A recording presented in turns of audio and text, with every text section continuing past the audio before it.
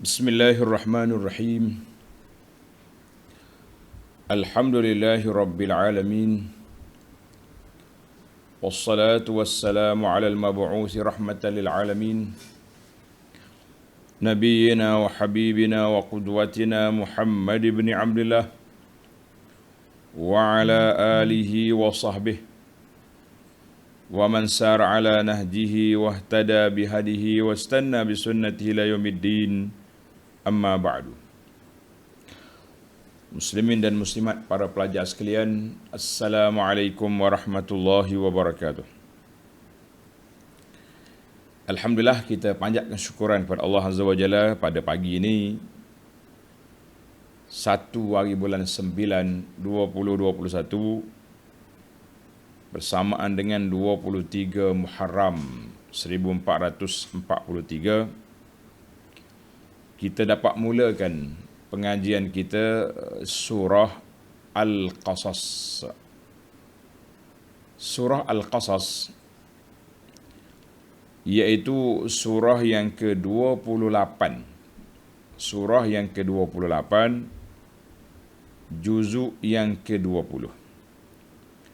Surah 28, juzuk yang ke-20.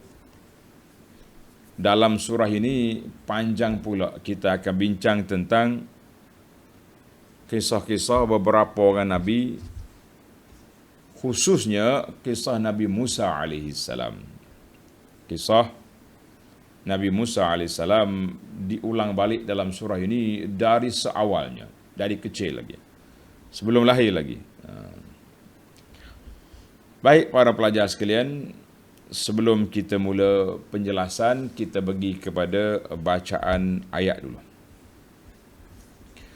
Ayat yang kita sempat baca untuk kali ini insya-Allah bermula daripada ayat pertama sampai kepada ayat yang ke-6. Ayat pertama sampai ayat 6.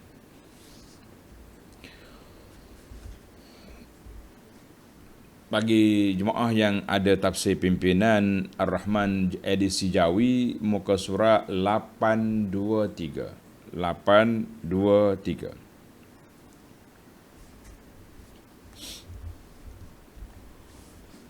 A'udzu billahi as-sami'il 'alim minasy syaithanir rajim. Bismillahirrahmanirrahim. Tasin mim. Tilka ayatul kitabil mubin. نتلو عليك من نبأ موسى وفرعون بالحق لقوم يؤمنون. إن فرعون علا في الأرض وجعل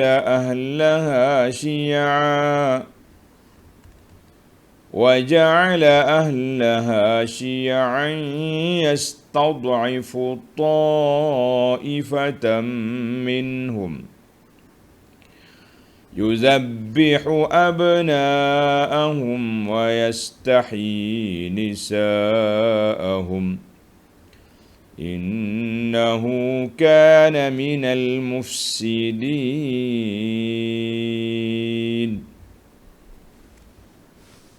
Itu cerita Fir'aun dengan geng-geng dia. Baik para pelajar sekalian, seperti biasa di awal surah kita akan mula dengan muqaddimah surah dulu. Perjalanan awal surah kita akan mula dengan awal surah dulu. Apa pengenalan surah ini? Surah ini nama dia, turun di mana, berapa ayat dia, itu perbincangan kita. Baik para pelajar sekalian, tengok muqaddimah surah, muka surat 822. Muka surat 822. Surah Al-Qasas. Surah Al-Qasas. Kenapa dinamakan Al-Qasas? Tengok nota saja. Sumyat hadhihi surah. Dinamakan surah ini dengan surah Al-Qasas. Qasas dengan makna kisah. Kisah-kisah. Kerana kisah-kisah yang telah dialami oleh Nabi Musa AS disebutkan pada ayat 25. Lafaz Al-Qasas ayat 25, falamma ja'ahu wa qassa 'alaihi al-qasas. Bila Nabi Musa sampai ke Madian, dia jumpa dengan pak cik dia, Ar-Rajulus Salih. Ada yang kata Nabi Shu'aib, kan? Maka dia menceritakan kepada pak cik ma laqiyahu fi Misra, kisah yang dia terjadi di Mesir. Kata di para ulama, la yu'rafu li hadhihi surah ismun akhar. Tidak dikenali bagi surah ini ada nama lain. Satu nama aja, Al-Qasas. Ambil daripada ayat 25 itu, Al-Qasas. Kata di Ibnu Ashur, kata apa? Falamma huqiya fis surah, apabila diceritakan dalam surah ini apa yang diceritakan oleh Nabi Musa, maka surah ini dipanggil Zata Qasasin. Zata Qasasin li hikayati qasas. Menarik cerita dia. Zata Qasasin li hikayati qasas. Nama surah ini diambil daripada beberapa cerita, hikayat daripada cerita. Kan Nabi Musa cerita balik kepada pak cik apa yang berlaku kepada dia di Mesir.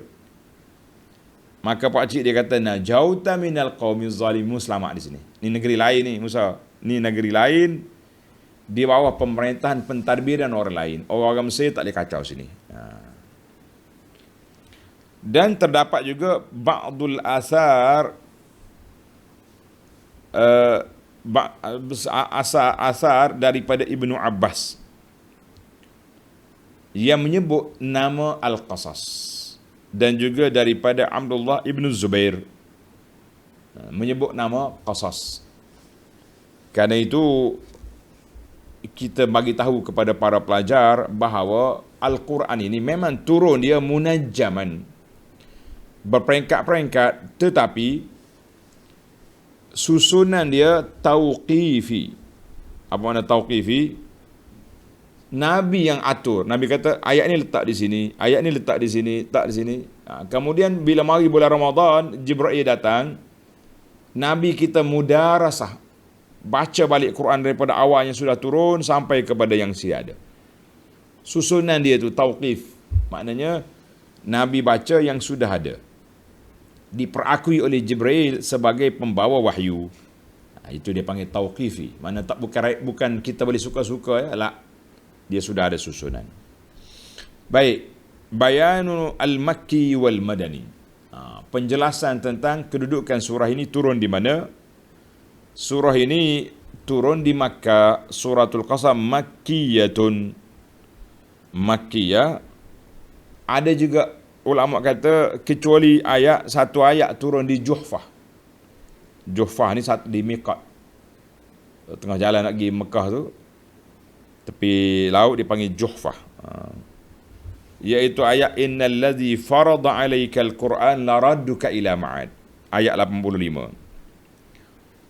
Ada kata makkiyatun kecuali ayat 52 sampai 55. Famadaniyatun. Wallahu alam. Yang pentingnya para ulama hampir ittifaq mengatakan surah ini makkiyah. Kalau kata turun di Juhfah tadi, sewaktu Nabi kita keluar nak pergi ke Madinah, hijrah, logiklah, wallahu alam. Baik, bilangan ayat berapa? Mengandungi 88 ayat. 88 ayat. Baik. kita pergi kepada maqasidus surah. Objektif surah ini. Objektif surah ini apa dia? Seperti biasalah, surah-surah yang turun di Makkah,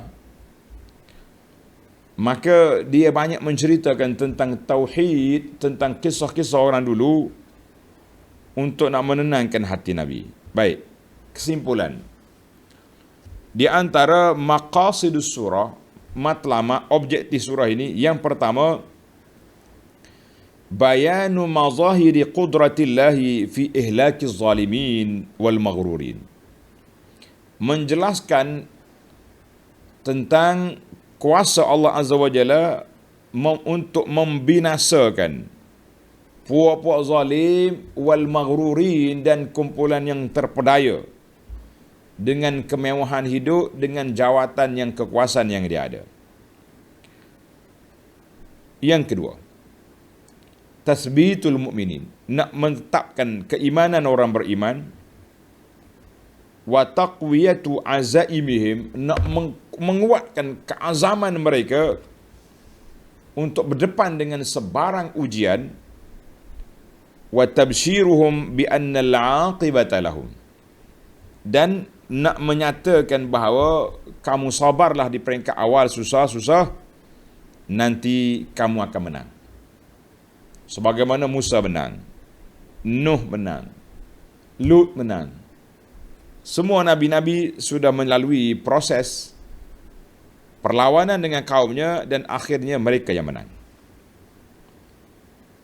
Maksud matlamat yang ketiga, at-tawadhu'u lillah.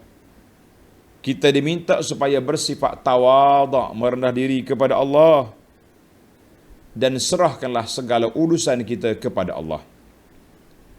Bila setelah kita berusaha menggembeling tenaga, bermati-matian mempertahankan kebenaran, apa yang jadi lepas pada itu, tawakkalna ala Allah. Baik.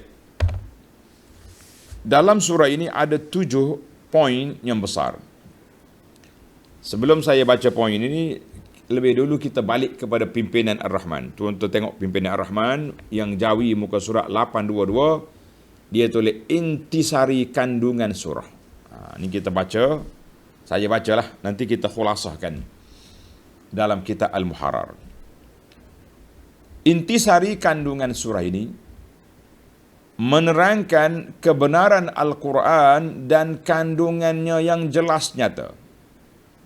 Setelah Allah Subhanahu wa taala menceritakan perihal Nabi Musa alaihissalam yang telah lalu zamannya, lalu menerangkan nikmatnya kepada Nabi Muhammad sallallahu alaihi wasallam, bahawa baginda dengan nikmat yang tersebut dapat menceritakan perkara-perkara yang gaib itu, sedang ia tidak ada di tempat berlakunya peristiwa. Nabi Musa menerima wahyu di Gunung Tursena, juga tidak menyaksikan kejadian itu dengan mata kepala sendiri, dan tidak pula mempelajarinya dari sesiapa pun. Nabi boleh cerita detail apa yang berlaku kepada Musa, nabi-nabi yang lain, sedangkan kita waktu itu masih di alam zuriat. Nabi masih di alam zuriat, belum ada. Yang pertama. Yang kedua, Nabi pun tidak saksi benda itu berlaku depan mata dia. Yang ketiga, Nabi tak pernah belajar dengan ahlul kitab mana-mana guru. Bila Nabi cerita benda betul, maka itu dia panggil mukjizat, wahyu daripada Allah Azza wa Jalla. Jangan pula geng-geng makrifat ambil hadis ni. Dia kata Nabi pun tak ada guru, apa dengan kita? Itu geng karut nama dia tu. Geng-geng makrifat lah, maklifat semua jadi belaka tu. Kan? Sekarang ni timbul macam-macam ni. Orang dengan mimpinya, orang dengan tak payah kono-kono geng makrifat ni, geng yang beramal dengan Quran. Kita yang ahli sunnah ni, dia kata ia merubah Quran macam-macam dengan tafsiran ayat dengan kepala otak dia. Kita kata ini cukup besar. Mudah-mudahan pihak yang bertanggungjawab, pejabat agama, akan ambil tindakan kepada golongan ini, kerana memesongkan umat, memeningkan kepala. Baik. Nabi SAW, dia tak belajar. Sebab apa tak belajar? Allah nak sekat daripada orang tuduh Nabi, oh dia pandai sangat lah, sebab dia ni banyak study, kuat kaji, mengembara sana sini, jadi dia adalah ilmu. Nabi tak baca, tak menulis. Maklumat yang datang dia semata-mata wahyu daripada Allah Azza wa Jalla. Baru kita nampak. Baik. Kemudian diterangkan, meskipun kandungan kitab suci Al-Quran itu tidak diturunkan dengan sekaligus, bahkan ia diturunkan sedikit demi sedikit dan berhubung di antara satu dengan lain, dengan berisi dan bukti, dengan berisi hukum-hukum dan keterangan, nasihat-nasihat dan pengajaran, kisah-kisah dan misal perbandingan, selain daripada dalil-dalil dan bukti yang menegaskan dasar tauhid dan kebenaran rasul-rasul yang diutuskan oleh Allah Azza wa Jalla, maka tiap-tiap bahagian Al-Quran yang diturunkan itu adalah berhubung dengan sesuatu peristiwa atau menurut keadaan yang diperlukan pada masa turunnya. Ini kita nampaklah. Mana Al-Quran turun munajaman, turun berperingkat-peringkat. Sebab apa? Ikut keperluan. Sama ada orang mari tanya Nabi sallallahu atau berlaku peristiwa. Ditegaskan pula bahawa Allah Subhanahu Wa Taala jua yang menciptakan sekalian makhluk, dan dialah jua yang memilih sebahagian dari makhluk-makhluknya itu dengan diberi keutamaan dan kemuliaan. Di antaranya ialah rasul-rasulnya. Maka tidaklah patut bagi sesiapa pun memilih yang lain daripada yang telah dipilih dan ditentukan oleh Allah Azza wa Jalla. Lebih-lebih lagi tidak patut bagi golongan kafir musyrik memilih jalan yang salah dan mempersekutukan Allah dengan sesuatu yang lain. Jangan. Ini tidak pula bermakna bahawa seseorang itu dikendaki jangan menggunakan akal fikiran. Tak boleh mikir ke? Tak, kena fikir. Dan kegiatan usahanya. Tetapi maksudnya hendaklah ia menerima apa yang berlaku sesudah ia mencurahkan segala daya upayanya, memikir, mentadbir dan memilih dengan tenang hati serta berserah diri bulat-bulat kepada Allah. Bahasa ahli panel kita ni bulat-bulat semua. Mana kalau suruh diri kat bulat, mana orang panggil. Kerana kewajipan seorang ialah berusaha sekadar daya upayanya, dan kesudahannya terserah kepada Allah Azza wa Jalla. Oleh kerana golongan hartawan dari kaum kafir musyrik yang menentang Nabi sallallahu alaihi wasallam terdorong melakukan tentangan itu kerana terpedaya kepada kekayaan mereka, maka Allah Ta'ala menceritakan kisah Qarun yang kaya raya dan lebih besar kekayaannya daripada kekayaan mereka. Kalau mu kata kaya, Qarun kaya lagi. Tetapi Qarun yang zalim itu akhirnya dibinasakan oleh Allah Azza wa Jalla bersama-sama dengan segala harta kekayaannya. Ditegaskan pula, hendaklah seseorang itu berusaha mencari dengan harta kekayaan yang telah dilimpahkan oleh Allah Ta'ala kepadanya untuk mendapat amal-amal kebajikan yang mendatangkan pahala dan membawa kepada keselamatan di dunia dan di akhirat.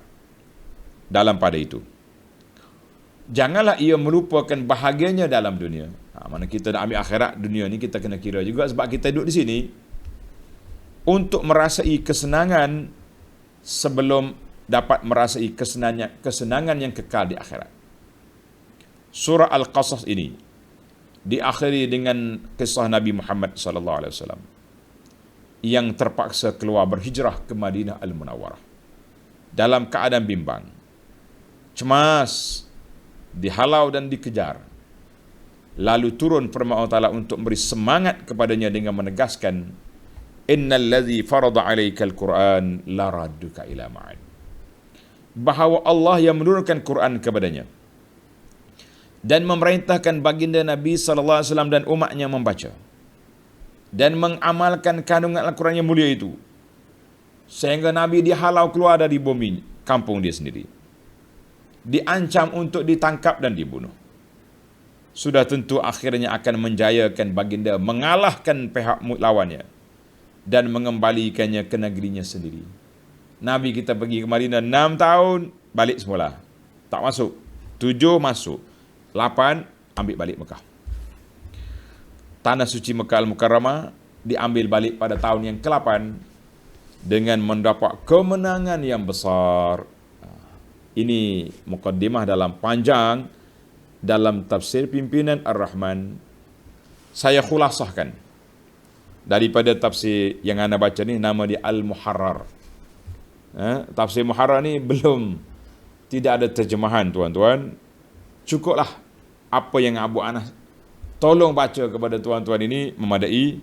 Sebab saya pilih, boleh katakan kita tak baca harfian, tapi kita pilih semua maklumat yang jelas, yang penting Ana sudah sampaikan kepada tuan-tuan melalui tafsir kita ni. Alhamdulillah. Baik.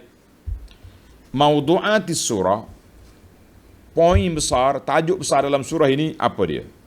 Para pelajar tanda. Tajuk besar dalam surah ini, apa yang disampaikan oleh Allah Azza wa Jalla kepada kita. Yang pertama, at-tanwih bi sya'nil Quran. Yang pertama, at-tanwih bi sya'nil Quran, maknanya Allah Ta'ala memperingatkan kita tentang kedudukan Al-Quran itu. Al-Quran ini dia punya kedudukan yang tinggi di sisi Allah Azza wa Jalla. Dan menyatakan bahawa pakar-pakar bahasa, sastrawan Arab tak mampu nak cabar Al-Quran. Kita kata memang mereka tak akan mampu. Allah cabar satu surah tak mampu. Nak cabar Quran sebuah lagi tak mampu. Yang kedua, zikru tughyani Fir'aun. Dalam ayat ini sekali lagi Allah Ta'ala sebut tentang kejahatan, kebejatan, kezaliman Fir'aun dan kerusakan yang dibuatnya. Dan Allah janji untuk menyelamatkan golongan mangsa-mangsa Al-Muttahadin yang diseksa oleh Fir'aun begitu lama di kalangan Bani Israel akan diselamatkan. Yang ketiga, ini perbezaan tuan-tuan. Ingat tak? Kita dah lalu 3 surah yang berdekatan. Dalam surah Asy-Syu'ara, surah Asy-Syu'ara, Allah Subhanahu Wa Taala sebut kepada kita kisah Nabi Musa dan Harun serta Fir'aun berserta dengan perlawanan dengan ahli sihir. Bagaimana Fir'aun tenggelam dalam laut, serta ahli sihir dijatuhkan hukuman. Kisah dalam surah Asy-Syu'ara panjang sekali, dari ayat 10 hingga ayat 50. Panjang. Mari surah yang lepas, Suratul Namli, hanya ayat 7 hingga ayat 14 saja. Nabi Musa bermunajat di Tur Sena, bawa keluarga dia pada waktu malam yang begitu kesejukan. Kita mengatakan dalam Suratul Namli, fokus dia kepada seorang suami dan bapa yang prihatin. Dan dalam surah ini panjang sekali. Tuan-tuan tengok dalam ayat yang kita baca ni, bermula daripada ayat 3 sampai ayat 40 lebih. Detail kisah Nabi Musa, zikru miladi Musa alaihissalam. Daripada kelahiran Nabi Musa. Nabi Musa dilahir. Belum lahir lagi. Berlakunya pembunuhan besar-besaran, sembelih anak laki-laki, dibiarkan anak perempuan. Tapi Nabi Musa, Allah jaga dia. Allah jaga dia. Allah nak tunjuk lemahnya Fir'aun, orang yang akan meruntuhkan kerajaan dia, dia bela dengan tangan dia. Dia jaga dalam rumah dia. Diberinya upah kepada ibu Musa sendiri membela anak dia. Subhanallah, ini benda ajaib berlaku apabila berdepan dengan kuasa Allah Azza wa Jalla. Barulah tuan-tuan jangan rasa ada pula cerita Nabi Musa. Kita kata dalam versi, dalam sudut lain, dalam part lain pula perbincangan kita ini. Tengok, saya sebut tadi Syu'ara, cerita lain. Suratul Namli, cerita dia keluarga. Yang ni bermula daripada kecil sampai dia bunuh Qibti, lari ke Madian, dan U-turn balik ke Mesir. Jadi agak panjang. Yang keempat, hadisul Qibti wal Israili. Dalam ayat ini Allah akan cerita kepada kita peristiwa yang berlaku di antara orang Qibti, kabilah Fir'aun dengan Bani Israel, yang minta tolong Nabi Musa. Ia menyebabkan Nabi Musa tampar kawan itu sampai mati. Maka Nabi Musa terpaksa berhijrah dari Mesir ke Madian. Jumpa dengan dua gadis yang sedang nak bagi minum air. Akhirnya dia berkahwin dengan salah seorang daripada gadis tersebut. Dan bekerja di sana 8 tahun lebih. Kemudian dia keluar dari Madian, bawa balik isteri dia ke Mesir. Maka di sana bermulanya episod pelantikan Nabi Musa AS. Dan Nabi Musa minta supaya Harun, adik-beradik dia, dilantik sama. Alhamdulillah. Isu yang kelima, tasliyatul Rasul sallallahu alaihi wasallam. Dalam surah ini Allah menenangkan hati Nabi sallallahu alaihi wasallam daripada perkara yang menimpanya, kerenah daripada kaumnya, dan menyatakan, menegaskan bahawa Quran ini dari sisi Allah Azza wa Jalla. Nabi sallallahu alaihi wasallam tidak mampu untuk memberi hidayah siapa yang dia sayang, tapi hidayah petunjuk, hidayatul taufik biyadillahi wahdah, hanya di bawah kuasa Allah. Dan yang keenam, kisatu Qarun. Dalam episod ini disebut mendiang Tan Sri Qarun, mendiang Qarun, jangan guna jawatan lah. Jawatan zaman kita ya ada. Mendiang Qarun, jutawan besar yang sombong, angkuh, terpedaya dengan harta dia, yang akibatnya dia ditenggelam oleh bumi. Di mana tempatnya? Masih wujud di Mesir. Nama dia Tasik Qarun, di negeri Fayyum di Mesir. Yang ketujuh, diakhiri surah ini dengan al-amru bil ikhlas, al-amru bi ikhlasil ibadati lillahi wahdah. Allah Ta'ala perintah supaya kita ikhlaskan amalan kita kepada Allah, jangan melakukan syirik, sebarang syirik. Baiklah para pelajar sekalian, tamatlah muqaddimah. Sekarang ni kita masuk kepada surah. Tengok Suratul Qasas, surah yang ke-28, diturunkan di Makkah, ayatnya 88 ayat, berada di juzuk yang ke-20. Kita mula dengan awal surah. Bismillahirrahmanirrahim. Tasim Mim. Itu dia panggil huruf al-muqatta'ah. Dia sambung huruf ta, sin, mim. Sambung tulisan. Jangan ada orang pergi baca ta sama ya. Bunyi ta sama, nampak lalu orang tak mengaji. Ta, sin, mim. Kena baca satu-satu huruf. Huruf al-muqatta'ah yang dimulai beberapa surah dalam Quran dengan huruf yang tersebut. Ada 2 huruf, ada 3 huruf. Ada 4, kaf, ha, ya, ain, sad, 5. Jadi ada macam-macam. Allah Ta'ala yang maha berkuasa. Dia turunkan nak menunjukkan lemahnya kita nak tiru Al-Quran. Baik, ayat yang kedua. Tilka ayatul kitabil mubin. Inilah ayat-ayat kitab Al-Quran yang memberi penjelasan yang sangat nyata. Tilkal ayat al-azimatul aliyatu. Demikianlah ayat-ayat yang agung, yang tinggi kedudukannya, yang jelas, yang nyata, yang menzahirkan perkara yang benar dan membatalkan segala perkara yang salah, yang batil. Dan Al-Quran dalamnya mengandungi segala perkara yang diperlukan oleh manusia untuk kehidupan dunia dan juga untuk akhirat. Itu dia panggil tilka ayatul kitabil mubin. Dalam itu sudah dijelaskan semua perkara. Tilka Ai hazihi, ini kitab. Al-kitab al-mubin maknanya al-wadihul jali. Yang jelas, yang nyata. Ia menzahirkan segala perkara yang benar dan membatalkan segala perkara yang salah. Itu dia panggil ayat ketiga Al-Quran. Baik. Anda tak hurai baliklah di sini. Al-Quran kita sudah hurai panjang dalam awal kita, zalikal kitabu la raiba fihi min rabbil alamin. Cuma dalam bab tulisan resam Utsmani, para pelajar tengok dalam tafsir kita tu, Al-Kitab tak ada alif. Tilka ayatul kitab, tidak ada alif.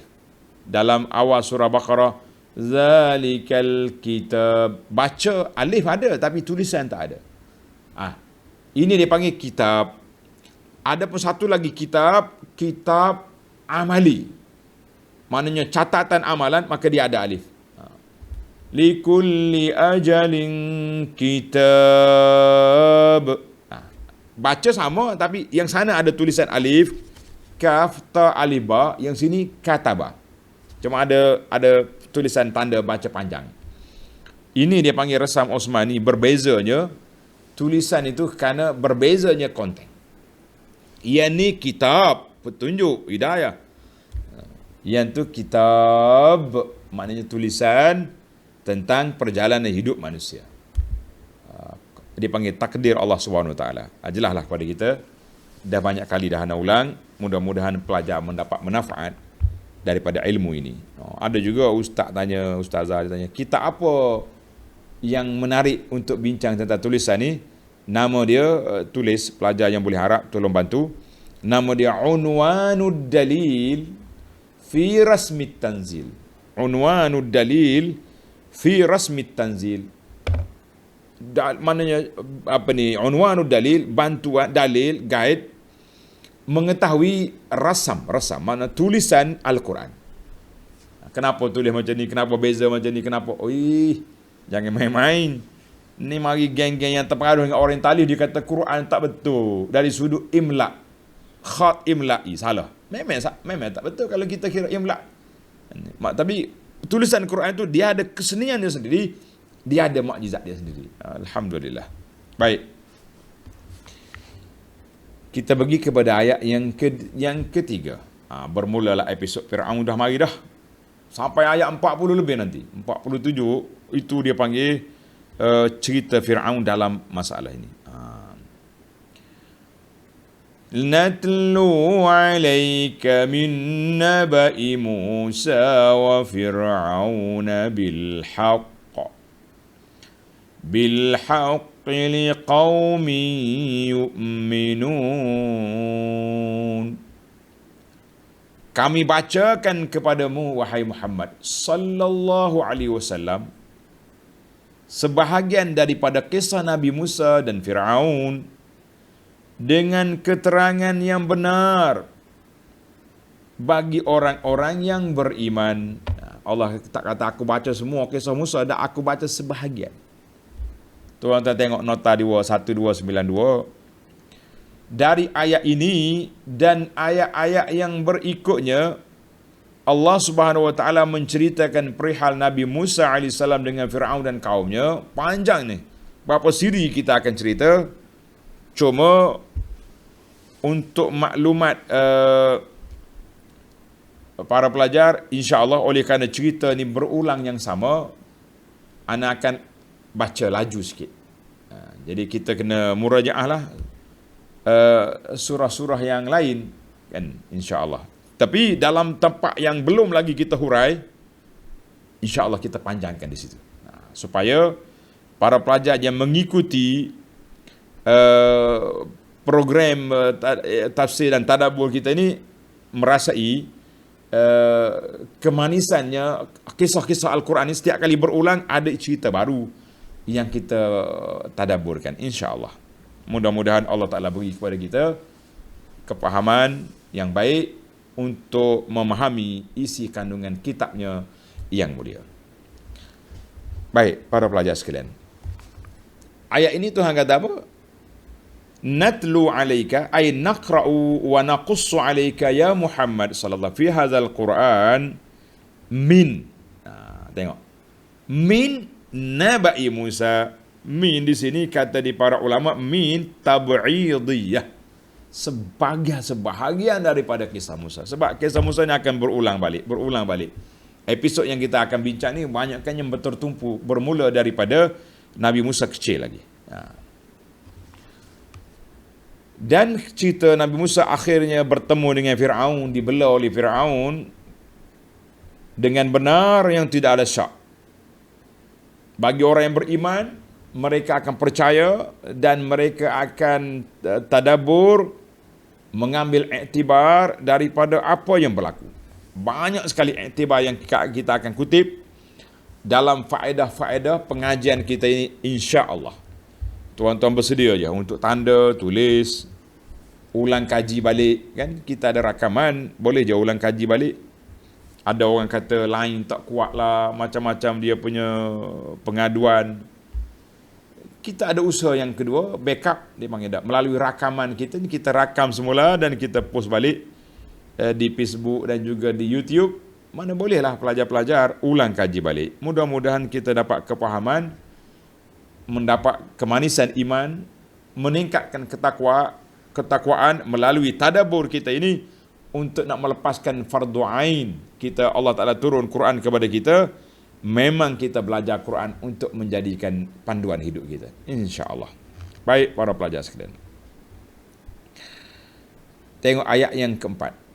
Allah Ta'ala mula dengan memperkenalkan watak utama dalam isu ni. Siapa dia? Mendiang Fir'aun. Allah Ta'ala mula perkenal kepada kita Fir'aun. Kemudian baru dia mula cerita Musa. Macam kita dia panggil satu sinopsis lah. Kisah yang kita akan bawa ni, watak utama dia Fir'aun. Siapa dia Fir'aun? Tengok ayat 4. Inna Fir'auna ala fil ard. Tuan-tuan tanda, letak nombor 1. Inna Fir'auna ala fil ard.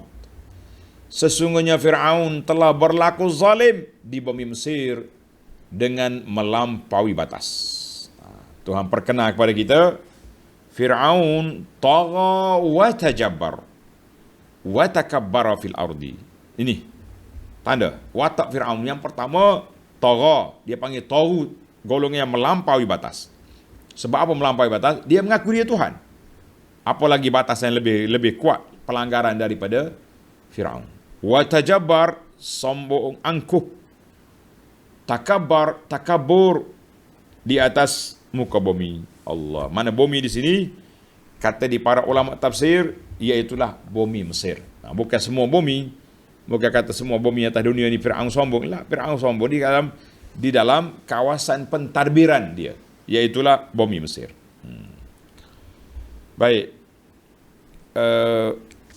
Yang kedua, keangkuhan Fir'aun yang kedua, waja'ala ahlaha syi'a,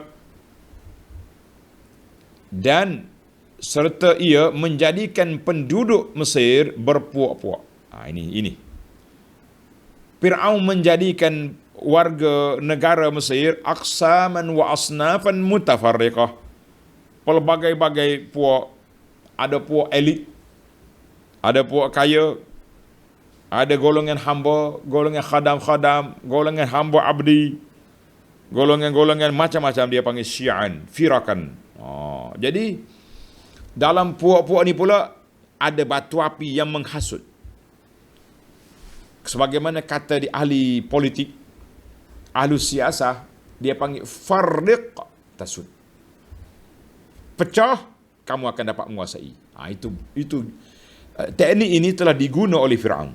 Teknik ini telah diguna oleh Fir'aun. Apa dia? Farriq tasud. Mempecahkan orang ini, kamu menguasai mereka. Tengok. Fir'aun ja'ala ahliha syi'an. Kita pun hati-hatilah pelajar. Dalam faedah nanti kita akan belajar bagaimana penjajah kita, kemudian dia pecahkan. Zaman kita hari ini pula hati-hati. Ahli-ahli politik yang bukan Islam, yang anti kepada Islam, yang sebahagian mereka memang pendakwa Kristian, kan? Ada jawatannya, ada. Mereka ini melaga-lagakan umat Islam sendiri, kerana kita tengok perlawanan di antara sama kita dahsyat apabila balah sama-sama orang Islam. Patut kita sama Islam dalam isu kita bersama. Tak akan bersama. Baik, yang ketiga. Yastad'ifu ta'ifatan minhum. Fir'aun menindas sepuak di antaranya. Allah. Yasta'bid. Fir'aun memperhambakan Bani Israel, menghina mereka, menjadikan Bani Israel hamba abdi. Masya Allah. 3. Yang keempat, tanda pelajar yang keempat, yuzabbihu abna'ahum wa yastahyi nisa'ahum.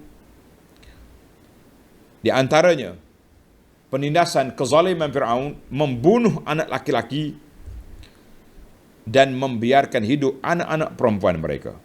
Yang laki-laki dibunuh. Kenapa dibunuh? Sebab apa dibunuh?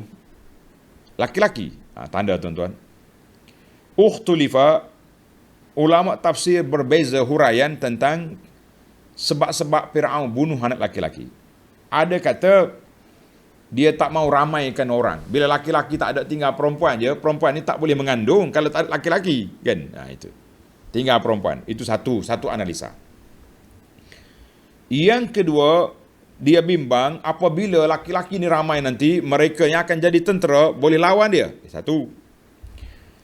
Waqilah, ada juga pandangan mengatakan li'annal munajjimin, ahli nujum, tukang tilik di zaman Fir'aun, dia kata, bos Fir'aun, kerajaan Tuhan ni akan jatuh ke tangan seorang anak laki-laki dari Bani Israel. Fir'aun bila dengar nak jatuh, kata orang cabut kain dia.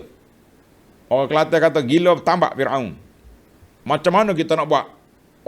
Bunuh semua anak laki-laki Bani Israel, kerana di kalangan mereka akan lahir orang yang menjatuhkan kerajaan kita. Tengok, Allah Ta'ala hinakan Fir'aun, anak laki-laki lain dibunuh, anak laki-laki Musa yang akan menjatuhkan kerajaan dia bela. Nampak tuan-tuan betapa tingginya kuasa Allah Ta'ala. Bila kita tadabbur, kita nampak manusia ni lemah.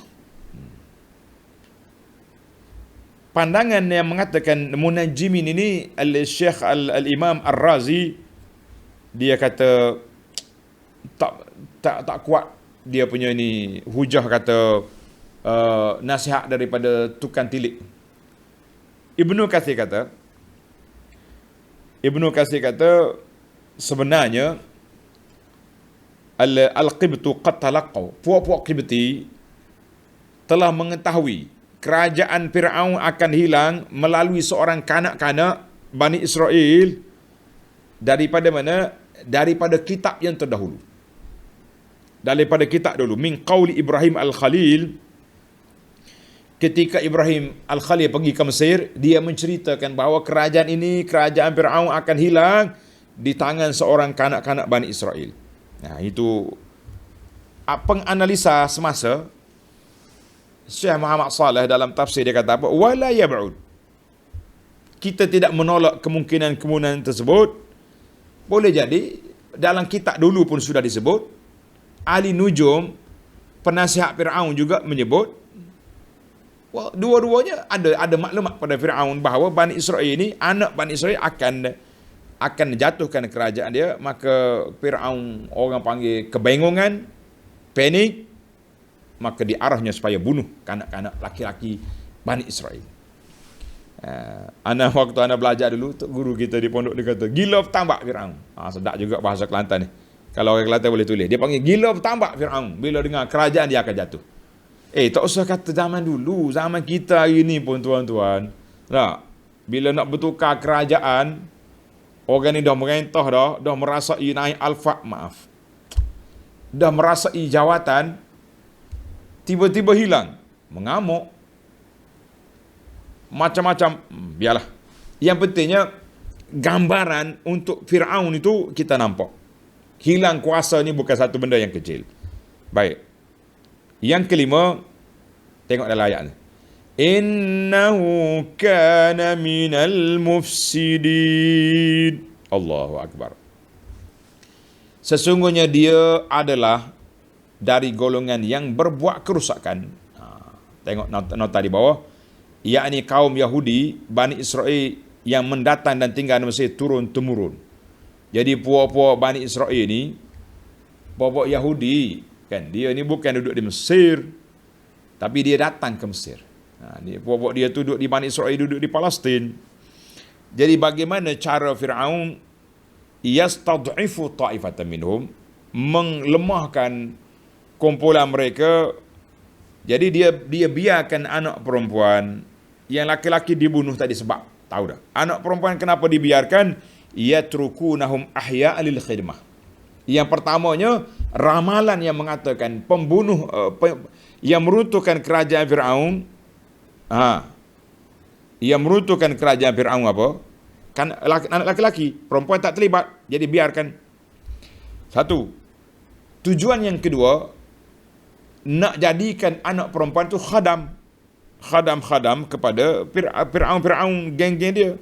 Dia tak takut pada anak perempuan. Yang ketiga, katanya al-maqsad khabithan, ada niat jahat. Mereka akan memperkosakan anak-anak Fir'aun, anak-anak Bani Israel, dijadikan hamba, bukan sahaja hamba khidmat, hamba seks kepada pengganas-pengganas di kalangan Fir'aun. Itu di antara punca kenapa mereka biarkan anak perempuan itu hidup. Baiklah para pelajar sekalian, lima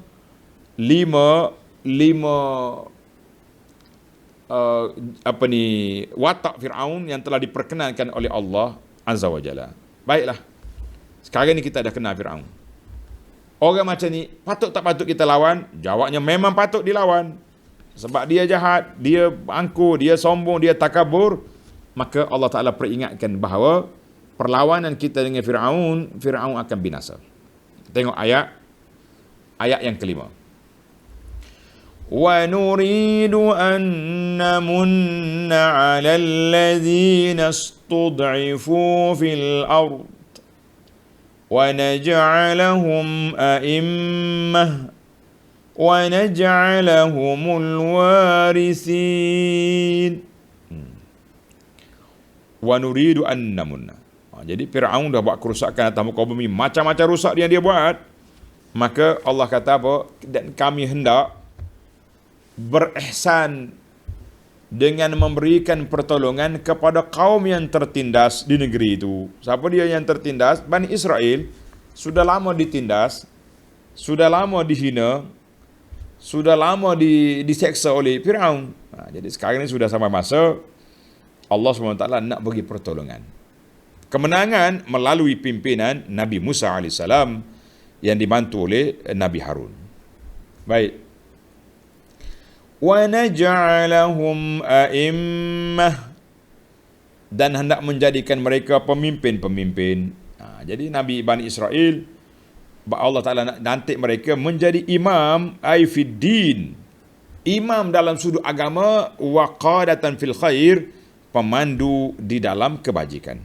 Ingatlah, maknanya dunia akhirat lah kita kata. Dalam agama pun mereka hebat, dalam pentadbiran juga mereka akan hebat. Kita jangan kata kita ni kadang-kadang bila tengok orang agama ni nak mentadbir, macam-macam perli dia dah. Main pakai selipar je pun kain sarung nak jadi pentadbir. Allahu Akbar. Kita tak tahu yang duk koci enda tu, yang kasut berselak tu, hak ni SPRM duk cari. Kita jangan lekehkan orang. Jangan duk perlekehkan orang. Mentang-mentang golongan Fir'aun ni lemah, golongan Nabi Musa ni lemah, yastad'ifu, nak jadi pemimpin lah. Tengok Allah kata, wa naj'alahum a'immatan wa naj'alahumul warisin, dan kami hendak jadikan mereka Bani Israel orang-orang yang mewarisi takhta kerajaan, kekayaan apa yang dimiliki oleh Fir'aun dan kaumnya. Allahu Akbar. Tengok nota di bawah.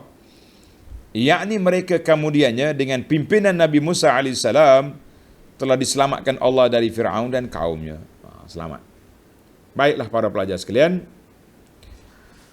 Ayat yang terakhir yang kita nak baca dalam siri ini, itu janji Allah Ta'ala dulu.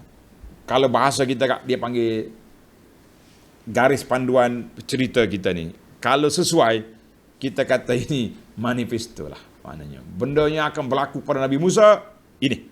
Tapi bukan senang nak dapat kemenangan. Berlawan dengan Musa dulu, bertembung dengan Fir'aun. Nabi Musa terpaksa kena berlawan dengan Fir'aun yang angkuh, yang sombong, yang takabur itu. Baiklah ayat yang terakhir dalam siri ini.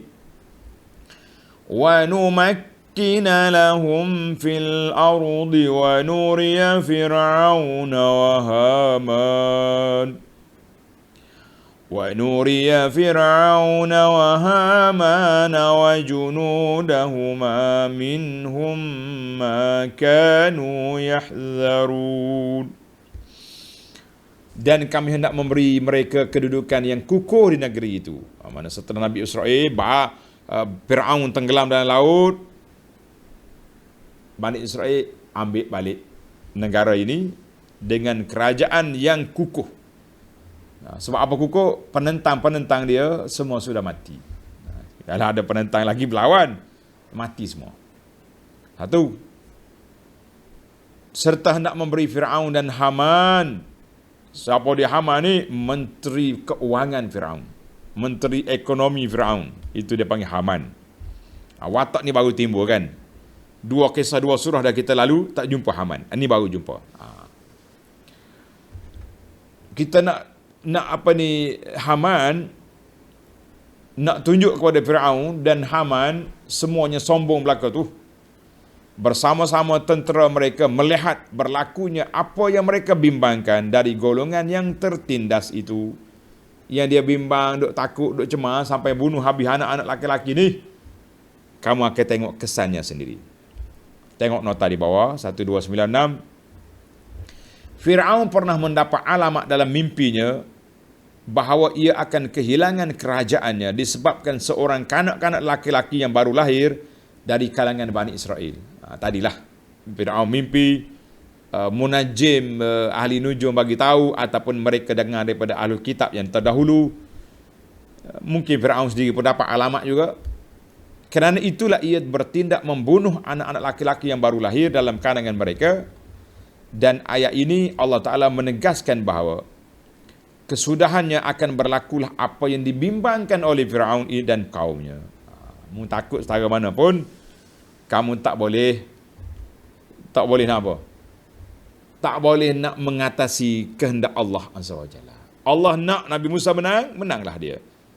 Kamu nak apa ni? Nak bunuhlah, nak sekat. Kalau dah tak jadi, tak jadilah. Ini kita belajar ilmu kuasa Allah Azza wa Jalla. Ada orang yang bermati-matian, beria-ria sangat nak jawatan, tak dapat. Berpuluh tahun berjuang, tak dapat. Ada orang yang tanpa sangka-sangka, tiba-tiba je boleh jawatan. Tak kira lah berapa hari, berapa. Yang penting sampai ke kemuncak, yang dia pun tak sangka dia boleh jadi ketua negara contohnya. Alhamdulillah. Ini kuasa Allah Azza wa Jalla. Fir'aun tak sangka kerajaan dia tumbang daripada dengan melalui seorang kanak-kanak yang dia bela di rumahnya sendiri.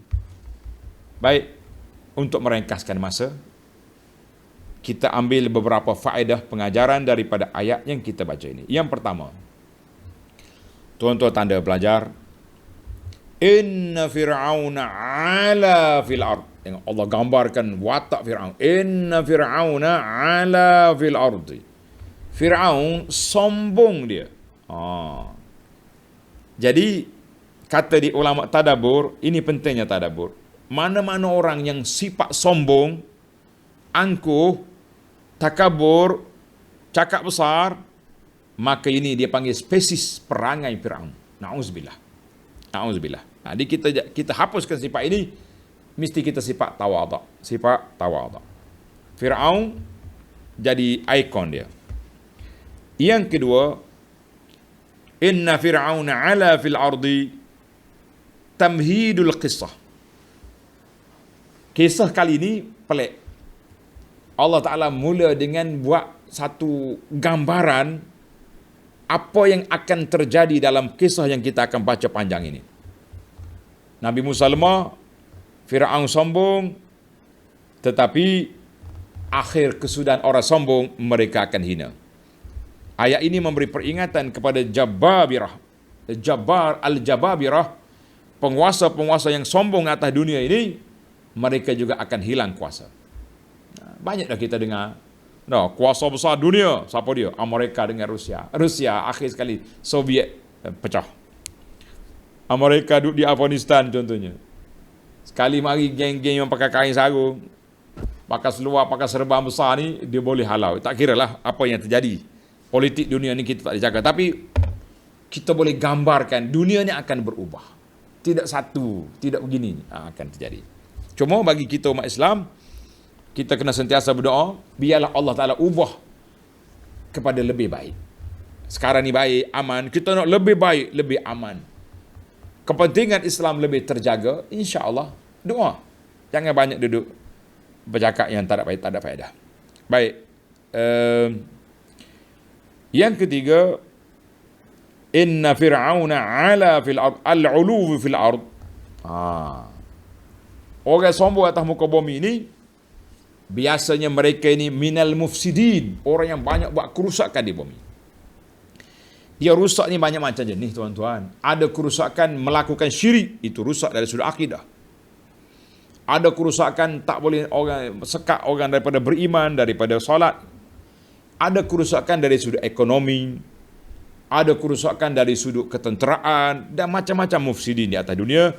Maka lawan dia, orang beriman hendaklah bersifat tawadhu kepada kebenaran, bersifat aman, damai. Kalau Fir'aun mufsidin, kita kena jadi muslihin. Lawan pada mufsid, muslih. Pasal itulah para pendakwah, pejuang-pejuang umat Islam ni kena letak agenda kita al-islah, membaik pulih kerusakan-kerusakan yang dibuat oleh orang. Jadi baik pulih itu bermula daripada mana? Bermula daripada akidahnya, ibadatnya dan seterusnya kepada muamalat. Yang keempat tengok ayat Allah janji kepada Bani Israel. Tuhan kata apa? Ayat 5. Wa nuridu an namunna 'alal ladzina istud'ifu fil ard. Kami hendak beri kepada orang yang lemah kuasa. Kata ulama tadabbur kata umat Islam ini lemah setara mana?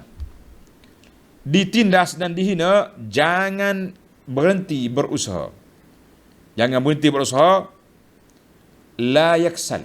Jangan malas daripada mencari, menuntut kebenaran. Jangan putus asa. Sebab berapa ramai orang yang lemah zaman dulu telah diberi kekuasaan oleh Allah Azza wa Jalla akhirnya. Kita kena letak situ. Kita umat Islam ni lemah. Pandai makan je pokok ni. Pandai lah. Bila Allah nak tukar, nak bagi kuasa, boleh je naik. Baik. Yang kelima, dalam ayat ini juga Allah Ta'ala izhar annal ulul haq lillah. Kemenangan, ketinggian tu Allah Azza wa Jalla, dan orang-orang beriman yang patuh pada Allah, mereka juga akan diangkat darjat oleh Allah Azza wa Jalla. Darjat ni tuan-tuan, bukan kata boleh jawatan saja. Anda duk perhati tengok. Ada orang bila dapat jawatan, memang mereka berhak. Betul-betul mereka buat yang terbaik. Ada orang yang Allah angkat dia bagi jawatan untuk apa? Untuk ditonjolkan kelemahan dia. Ada juga berlaku macam tu. Bila dia naik, kita pun nampak.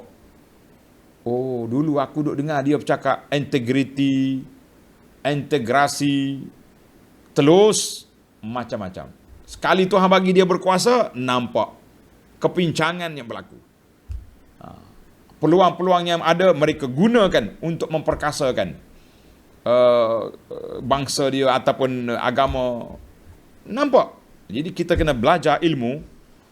Setiap Allah Ta'ala angkat satu orang itu Allah nak sama ada, Allah nak bagi darjat kepada dia, atau Allah nak memperlihatkan bahawa orang ni bercakap berdegar-degar, tapi sekali dia boleh kedudukan, kita nampak apa sebenar agenda di sebalik kepala yang ada itu. Ingat baik. Maka yang kelima ini, Allah Ta'ala ajar kepada kita al-ulu, ketinggian itu di sisi Allah Ta'ala, dan orang-orang yang beriman yang bersikap telus, maka mereka akan diangkat oleh Allah Azza wa Jalla. Baik, yang keenam, Allah Ta'ala sebut di awal surah ini, kitab tadi apa? Tilka ayatul kitab. Kitab di sini dengan anna hadzal Quran maktub. Quran ini ditulis. Kata di para ulama, anna kitabatal Quran mutahaqqiqatun. Penulisan Al-Quran itu melalui tiga tempat. Yang pertama, di Lauhil Mahfuz sudah tertulis Al-Quran. Karena itulah malam Lailatul Qadar itu diturunkan Quran ke langit dunia. Dari langit dunia, malaikat Jibril turunkan kepada Nabi dalam masa 22 tahun. Satu. Yang kedua, wa fi suhufil malaikah. Tulisan yang kedua Quran di tangan, lembaran yang ada di tangan malaikat. Malaikat yang bawa turun. Dia baca, dia turun. Yang ketiga, fil masahif baina aidina, Quran yang ditulis dalam mushaf yang ada depan kita hari ini. Daripada dikumpulkan Quran zaman Sayyidina Abu Bakar, kemudian diselaraskan zaman Sayyidina Osman, maka Quran itu ada 3 tempat tulisannya. Alhamdulillah. Kita pindah kepada yang ketujuh. Natlu alaika min naba'i Musa wa Bil'am.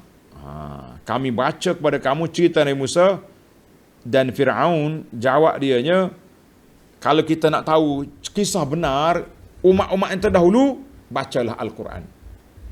Yang lain-lain itu masuk cerita macam-macam, tambahan daripada Israiliyat. Cerita Israiliyat lah, cerita tu, cerita ni, macam-macam ada. Tapi yang disebut Allah Ta'ala dalam Quran, itulah yang benar, yang jelas, nyata. Yang ke-8, Allah gambar wa ja'ala ahlaha syi'a. Kan? Ahlaha. Allah Ta'ala jadikan penduduk ahli dia, ahli Mesir. Maka di sini kata di para ulama, Bani Israel hum min ahli Misra. Bani Israel sudah jadi ahli Mesir, sedangkan mereka bukan orang Mesir, orang Syam. Maka satu kaedah yang dibuat oleh ulama, anna man sakana ardan wa aqama fiha, mana-mana orang yang tinggal di negeri itu, tinggal di situ, maka akhirnya dia nisbahkan kepada penduduk itu. Cuma ulama berbeza. Berapa tahun nak boleh jadi penduduk itu? Berapa tahun? Ada kata 4 tahun, ada kata lebih. Barulah boleh nisbah. Contohlah kita kata, saya duduk di Madinah beberapa tahun. Boleh tak saya nisbahkan saya ni Madani? Jadi, kena tengok dia punya status. Masa zaman kita ni payah sikit lah. Kena ada kerakyatan, kena ada apa ni, kena ada dapat IC. Itu cerita lain lah. Yang pentingnya, jadi Allah kata ahlaha, sedangkan Bani Israel bukan orang Mesir, orang Syam, tapi oleh kerana mereka duduk di sini, beranak pinak di sini, bercucu di sini, maka mereka dianggap sebagai penduduk warga Mesir. Alhamdulillah. Yang ke-9, wa ja'ala ahlaha syi'a. Tadi saya dah sebut awal tadi, Fir'aun menjadikan memecahkan kesatuan penduduk Mesir, tafriq. Maka kata orang, farik tasud, pecah, kita boleh menguasai. Sekarang ni tuan-tuan dan puan-puan, kita kena muhasabahlah puak kita. Kita umat Islam di negara kita, negara tercinta ini, yang baru je sambut merdeka ni, kena muhasabah, adakah kita nak orang lain, tak kiralah bangsa apa, yang bukan Islam menguasai kita ataupun tidak. Hati-hati tuan-tuan. Kadang-kadang anda tengok ada orang ni melampau-lampau, sayang kepada orang lain. Kita bukan nak ajak orang kepada asabiyah, itu dilarang, tapi kita kena ingat dari sudut agama kita. Kita ta'asuk pada agama tak apa, nak ta'asuk pada bangsa itu tidak boleh. Jadi kita kena ingat, jangan sampai orang pecah-pecahkan kita. Hari-hari RBA dia panggil ni, duduk hasuk orang umat Islam ni supaya berpecah, berbala, berkatok, kata orang Kelantan tak. Bertenyih sana sini, kita akan jadi lemah. Akhirnya farik tasud, pecah, mu akan menguasai. Belajar kita daripada Fir'aun, jangan bermudah-mudah. Baiklah, pada yang terakhir, yang ke-10 dah kita kan. Yang terakhir, an-nasu arba'atu aqsam. Manusia atas dunia ni ada 4 kategori. Ni kita ambil ni. Yang pertama, yuridunal ulu 'alan nas. Mereka ni nak menguasai manusia. Tak kira apa cara pun, asalkan kita boleh berkuasa. Ini kumpulan penguasa-penguasa, pembesar-pembesar dunia, macam Fir'aun dan geng-geng dia, apa saja boleh menyelamatkan kerajaan dia, dia akan buat. Sembelih anak hidup-hidup, sembelih anak laki-laki, cukup. Maka yang kedua, alladzina yuriduna al-fasad bila ulu. Yang nak buat kerusakan atas dunia ni, tapi mereka bukan nak kuasa. Siapa dia? Kasurraq. Macam perompok-perompok, penagih-penagih dadah, pengedar dadah dan sebagainya. Pok jahat ni, dia tak ada sibuk nak jadi jawatan. Dia tak berebut kursi. Tak ada pokok dia hidup berebut nak jawatan lah. Yang dia berebutnya nak jadi token, nak jadi token dadah, nak jadi perompok, pencuri. Tu. Dia ni tak berebut kuasa, tapi dia menggunakan kepakaran yang ada untuk menguasai bidang dia nak. 2. Yang ketiga, yuridunal uluwa bila fasad. Orang yang nak kedudukan tanpa buat kerusakan. Siapa dia ni? Kallazina indahum din yuriduna an ya'lu bihi ala ghairihim minan nas. Orang ahli-ahli agama yang nak menguasai kedudukan tapi dia tak buat kerusakan, nak menguasai dia. Timbullah ni. Semalam mana ada orang hantar video, saya ni jarang boleh tengok juga video ni. Ni puak-puak makrifat ni. Makrifat ke maklipat ke tak kira lah. Kuat ni, sampai dia kata kita nak belajar ni kena guru yang mursyid, yang mutlak. Boleh belajar. Mu jangan pergi belajar dengan ustaz tu. Dia ni tidak mursyid, tidak mutlak, sebab dia takut bila orang pergi belajar dengan orang lain, tahulah dia punya ajaran sesat dia tu. Ajaran kita tak sekat pelajar kita pergi belajar dengan guru lain. Cuma kita bagi guide, garis lain, garis panduan, supaya nak berguru, tengok siapa sumber pengajaran dia. Kalau dia main mimpi, dia main cerita karut Israelia ada palsunya, hati-hati tuan-tuan. Tapi geng-geng ajaran sesat lah, dia kontrol. Jangan belajar dengan orang lain. Dia tidak mursyid. Ini dia. Banyak soalan jemaah tanya ni, guru muktabar, guru apa dia panggil. Yang lain-lain tak boleh tu, dia tak faham.